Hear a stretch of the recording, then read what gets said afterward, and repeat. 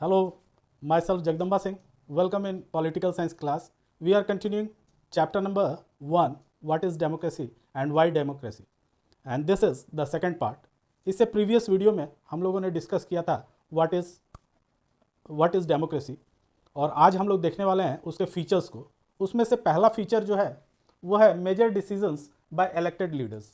Democracy में हम लोग ये मानते हैं कि पीपल्स ही इलेक्ट करते हैं अपने लीडर्स को बाय फ्रेंचाइजिंग देयर वोट्स, और ये तरीका होता है अपने रिप्रेजेंटेटिव को चुनने का, और वही उनके बिहाफ पे रूल करते हैं कंट्री को।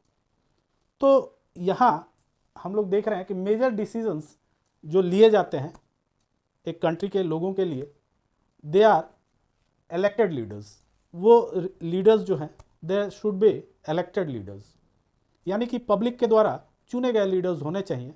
इसको समझने की कोशिश करते हैं। जैसा कि मैंने अपने पिछले वीडियो में बताया था कि we will study all this features of democracy in some case studies, और जिसमें से ये पहला केस स्टडी है जो पाकिस्तान के बारे में है। तो आइए उसको शुरू करते हैं। In Pakistan, general Pervez Musharraf lead a military coup in October 1999। 1999 में 1999 में एक तख्ता पलट देखने को मिला इन पाकिस्तान, और ये जो तख्ता का पलट हुआ उसमें मुख्य भूमिका जो वहाँ के मिलिट्री के चीफ थे, जनरल थे परवेज मुशर्रफ, उनके द्वारा ये आयोजित थी तख्ता पलट।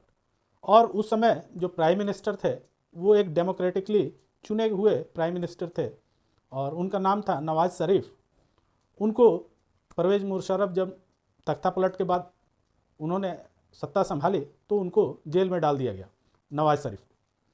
तो ही ओवरथ्रू डेमोक्रेटिकली इलेक्टेड गवर्नमेंट। उन्होंने जब ये तख्ता पलट हो गया तो जो डेमोक्रेटिकली चुनी हुई गवर्नमेंट थी इन पाकिस्तान उसको रिमूव कर दिया गया and declared the chief executive of the country. और इन्होंने यानी परवेज मुशर्रफ ने अपने आप को चीफ एग्जीक्यूटिव डिक्लेयर कर दिया पाकिस्तान का, यानी कि सारे पावर्स एक व्यक्ति के हाथ में आ गए, और वो थे परवेज मुशर्रफ जो कि मिलिट्री के जनरल थे। Later he change his designation to president in 2002। 2002 में उन्होंने अपने आप को प्रेसिडेंट डिक्लेयर कर दिया। अब सब चीज़ चूँकि उनके हाथ में थी, वो जैसा चाहते वैसा कर सकते थे, तो उन्होंने अपने आप को प्रेसिडेंट के पोस्ट पर नियुक्त कर दिया। और उन्होंने एक रेफरेंडम कंडक्ट करवाया in the country that granted him a 5 years extension, जिसके द्वारा 5 year का एक्सटेंशन उसको प्राप्त हुआ। यानी कि हम लोग देख रहे हैं कि परवेज मुशर्रफ ने जब तख्ता पलट किया और खुद सत्ता संभाली तो उसके कुछ दिनों के बाद, 2 वर्ष के बाद, उन्होंने अपने आप को प्रेसिडेंट नियुक्त कर दिया बाय अ रेफरेंडम। अब रेफरेंडम क्या होता है इसको थोड़ा सा समझ लेंगे कि ये पब्लिक से इच्छा पूछी जाती है कि आप पक्ष में हैं या विपक्ष में हैं, आप मेरे फेवर में हैं कि मैं प्रेसिडेंट बनूं, या आप फेवर में नहीं हैं कि मैं प्रेसिडेंट बनूं। इसको एक रेफरेंडम कहते हैं।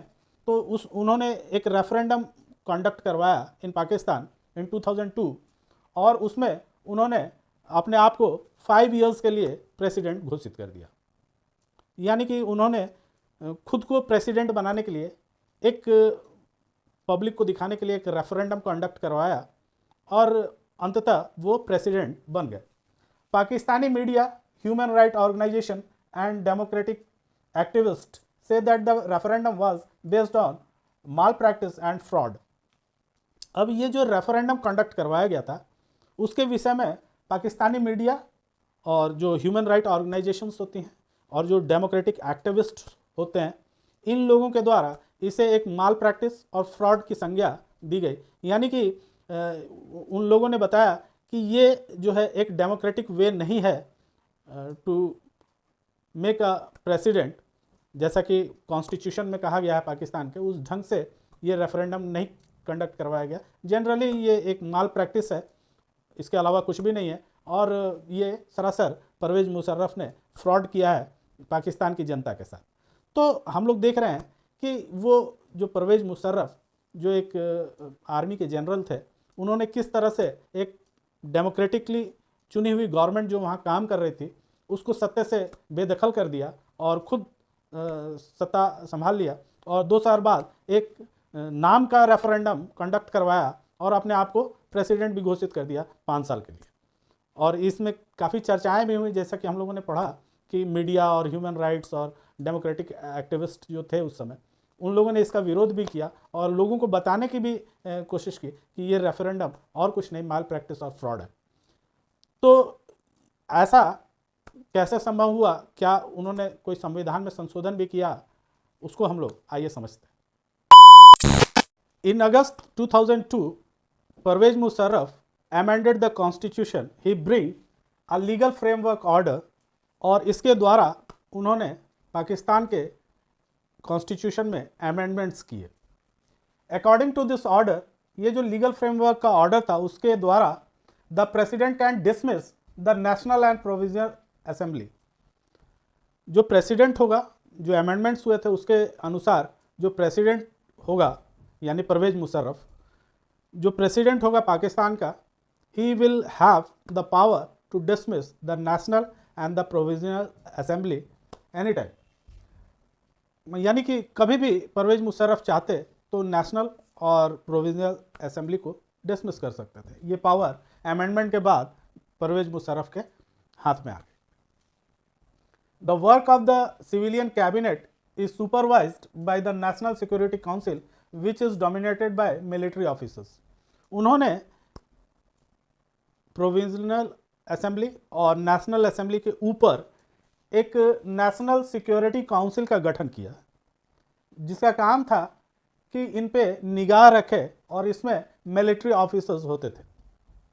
यानी कि जो स्टेट गवर्नमेंट होगी और जो नेशनल गवर्नमेंट होगी, इसके ऊपर एक नेशनल सिक्योरिटी काउंसिल का गठन किया गया, और उस नेशनल सिक्योरिटी काउंसिल का ये काम था कि वो इनके काम पे ध्यान रखे, जो स्टेट गवर्नमेंट है और जो नेशनल गवर्नमेंट है उसके ऊपर, उसके कार्यों पर ध्यान रखे और उसकी रिपोर्ट वो प्रेसिडेंट तक पहुंचाते रहे।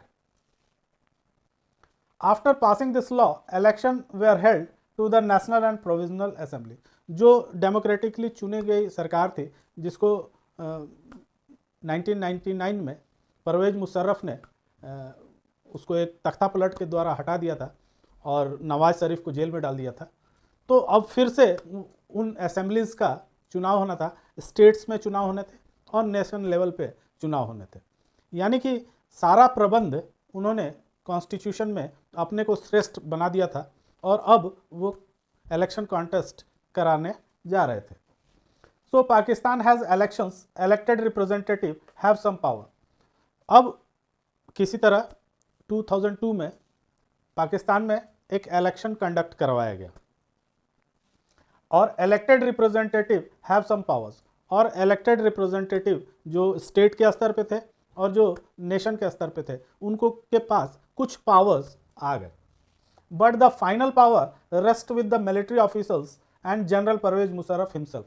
लेकिन अभी भी most of the powers were in the hands of the national council, national security council, जो मिलिट्री के ऑफिसर्स द्वारा गठित थे उनके पास थी, और मैक्सिमम पावर जो थे वो प्रेसिडेंट परवेज मुशर्रफ के हाथ में अभी भी थी। तो ज़रा इसको एक चार्ट से समझिए कि सबसे नीचे जो प्रोविजनल असेंबली होती है, यानी स्टेट गवर्नमेंट जो हम लोग के यहाँ होती है, हर स्टेट्स में जो गवर्नमेंट फॉर्म होती है जिसके हेड जो होते हैं वो सीएम होते हैं। तो सबसे नीचे प्रोविजनल असेंबली थी, उसके ऊपर जो केंद्र सरकार होती है नेशनल असेंबली थी, उसके ऊपर परवेज मुशर्रफ ने नेशनल सिक्योरिटी काउंसिल का गठन कर दिया था, जो इन दोनों के कामों पे निगाह रखेगी कि ये लोग कुछ गड़बड़ ना करें इस बात। और इस नेशनल सिक्योरिटी काउंसिल में मिलिट्री के ऑफिशियल्स होंगे और इनके ऊपर प्रेसिडेंट होगा जो कि खुद परवेज मुशर्रफ थे, और ये सारी जानकारी नेशनल सिक्योरिटी काउंसिल के थ्रू प्रेसिडेंट को मिलती रहेगी।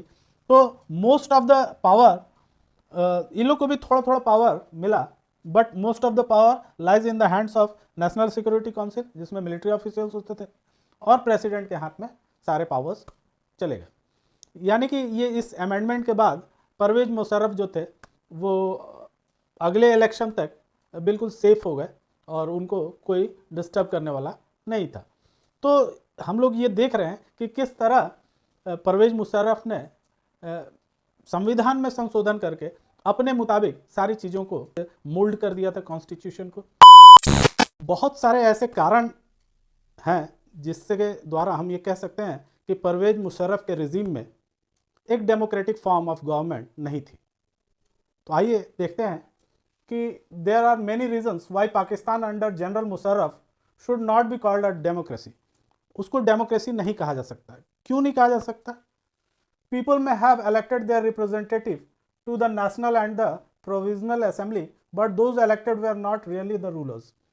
जिन लोगों को परवेज मुशर्रफ के काल में जो इलेक्शंस हुए उसमें लोगों के द्वारा नेशनल और प्रोविजनल असेंबली के रिप्रेजेंटेटिव्स को चूज किया गया। We can say that these representatives are not the real rulers. क्यों ऐसा? Because they cannot take the final decisions. वो फाइनल डिसीजंस नहीं था उनके हाथ में। जो रिप्रेजेंटेटिव चुने गए नेशनल काउंसिल और प्रोविजनल काउंसिल्स के, उनके पास वो पावर नहीं था कि वो फाइनल डिसीजन किसी चीज़ पर ले सकते हैं। और जो पहला फीचर है डेमोक्रेसी का वो कहता है कि major decisions must be taken by elected leaders, कि उनको इलेक्टेड लीडर्स के द्वारा मेजर डिसीजंस लिए जाए। ऐसा होना चाहिए कि जो लोग चुन के पब्लिक जिनको भेज रही है वही मेजर डिसीजंस ले। लेकिन यहाँ तो हम लोग देख रहे हैं कि पीपल्स ने जिन लोगों को नेशनल असेंबली और प्रोविजनल असेंबली के लिए इलेक्ट किया, they don't have the power in their hands. उनके हाथ में शक्ति थी ही नहीं, तो how we can say them the real rulers. उनको हम लोग रियल रूलर्स नहीं कह सकते। The power to take final decision rest with the army officials and the general Musharraf.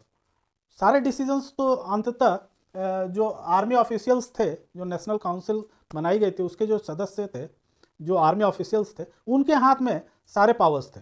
और परवेज मुशर्रफ लास्ट हर डिसीजंस को फाइनल करते थे। तो कैसे कहा जा सकता है कि ये एक डेमोक्रेसी थी? और हाँ, जैसा कि हम लोगों ने देखा कि परवेज मुशर्रफ को वहाँ की जनता ने इलेक्ट नहीं किया था। The formally have an elected parliament and government but the real power was with those who were not elected. ये एक फॉर्मल दिखाने के लिए एक गवर्नमेंट फॉर्म की गई थी और all the powers were in the hand of army officials and president Musharraf, in the hand of president Musharraf. तो ये केवल एक दिखाने की सरकार थी and this can not be called people's rule. और इसको हम लोग पीपल्स का रूल नहीं कह सकते, इसको हम लोग डेमोक्रेसी नहीं कह सकते। तो the first feature of the democracy जो इसके उससे निकल करके सामने आता है, इस केस स्टडी से जो फीचर डेमोक्रेसी का बाहर निकल करके आता है वो है कि in a democracy the final decision making power must rest with those elected by the people. कि फाइनल डिसीजन मेकिंग जो है उन लोगों के हाथ में होना चाहिए जो लोग पब्लिक के द्वारा रिप्रेजेंटेटिव के रूप में चुन करके भेजे जा रहे हैं। और यहाँ पर हम लोग देख रहे थे कि all the powers were in the hands of Musharraf and his military officials. तो हाँ बच्चों, उम्मीद है आप लोगों को पहला फीचर जो है वो बहुत अच्छी तरह से समझ में आया होगा। तो दोस्तों के साथ शेयर कीजिए, इसको लाइक कीजिए वीडियो को और सब्सक्राइब कीजिए। Thank you.